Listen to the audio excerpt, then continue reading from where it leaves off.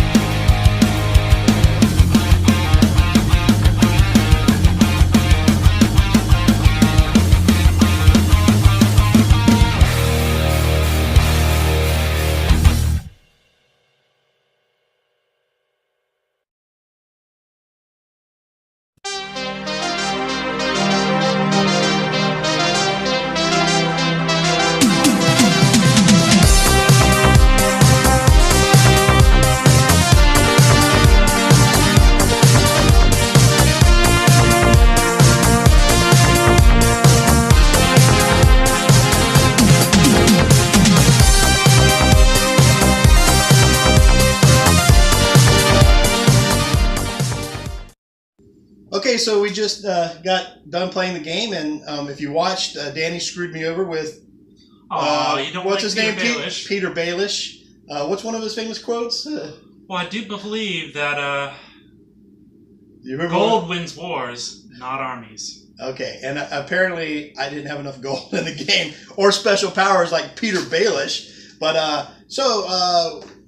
well, what do you think about this? I mean, the contents are pretty simple. You just have a rule book, some banners, and the cards themselves, which are made of a linen finish. What did you think about the components in the game? Well, I honestly thought the quality of the products were very good, and I did appreciate the artwork. Now, for those of you who watch the show, as you noticed that the cards representing all the different characters from the houses don't exactly look like those from the show, but they are more book-based than the show. So don't get distraught from that. Right. I mean, I'm fine. I like the artwork. Yeah, but if you think that this is an exact representation of some characters, you can almost say okay, I could see that Daenerys Targaryen looks like her. I think she's a little hard to screw up. I mean, short little blonde that bathes in fire. Yeah, there you go. but there's some of them that are obviously different from the HBO version, which is fine. So the components, I'm definitely liking those. How did you feel about the gameplay itself? Like the making the choices?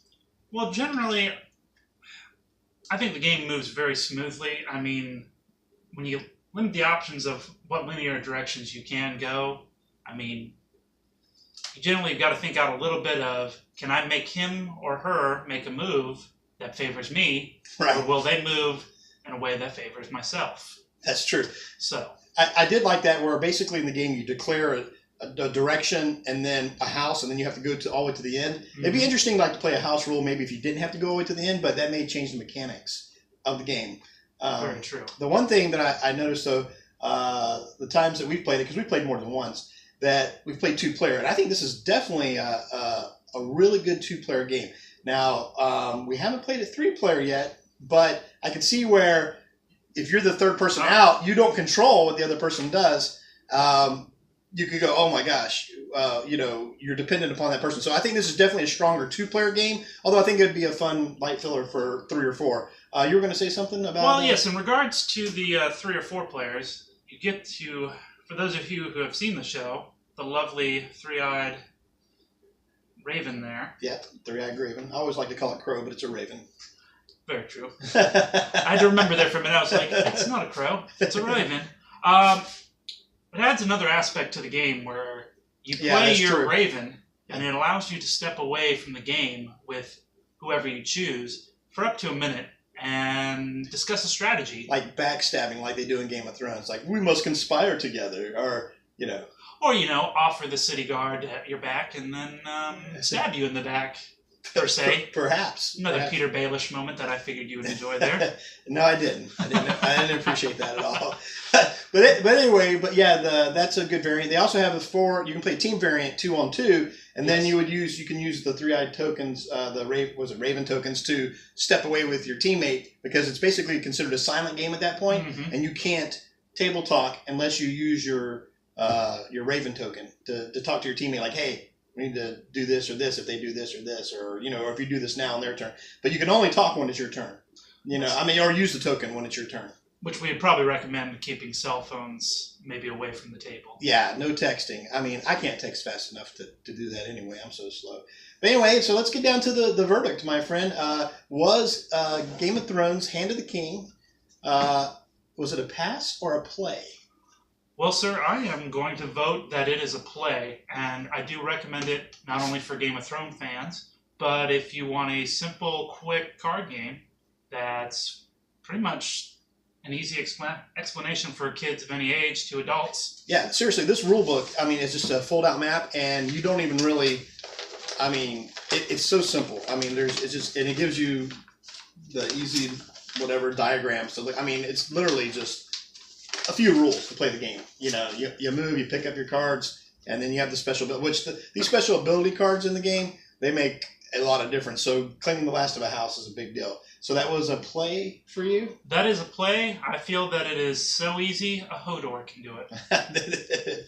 Well, I wish somebody would have held the door for me so I could have ran away from Peter Baelish that last game when you beat me. But this game is also, I agree with everything that Danny said, and this game is also a play for me. So thank you for watching Pastor Play on the Dice Matrix, and I'm ET again, and I'm here with... I'm Danny Dixon, and reality is almost always wrong. All right, we'll see you next time.